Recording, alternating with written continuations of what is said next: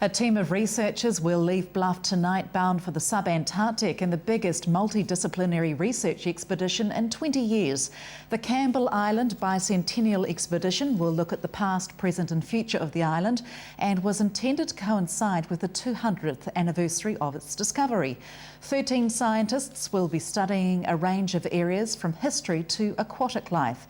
The researchers are heading to the sub-Antarctic along with the Governor-General and Minister of Conservation Minister on board the Navy ships HMNZS Otago and Wellington.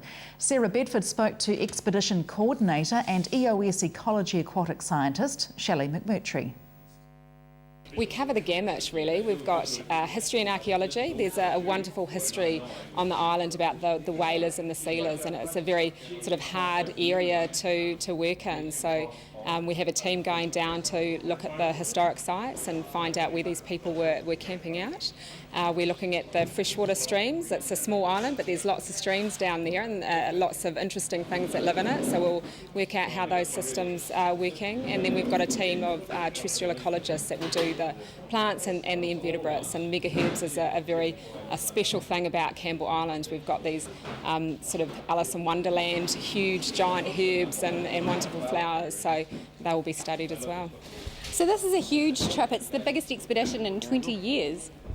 Yes, it is. The largest multidisciplinary nature for this trip. So basically there's a lot of people that go down to study the birds on Campbell Island roughly every year, but this is the first trip to cover the gamut of human history and ecology in general. And it's been quite an effort to actually get there. You've had to fundraise a lot. Yes, it has. I must say, fundraising is a difficult thing, and I really do sort of put my hat out to people that have done this. So we set up a charitable trust about 7 months ago, and we've been working hard on fundraising. This is not centrally funded, so we've had to raise all the money ourselves and get that in-kind support. And we've had a great level of support from businesses. Yeah.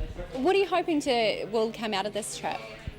We hope to, as well as the research, obviously there's a lot of researchers going down there to study some scientific aspects and journal articles will get written.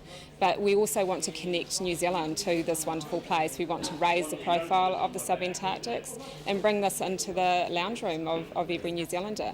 So we're taking a data satellite down there and we'll send back video footage, blogs and stories about our time on the island as well. 9 weeks is a long time on a deserted island. What do you think will be the biggest challenge for those of you who are going to be living down there for 9 weeks?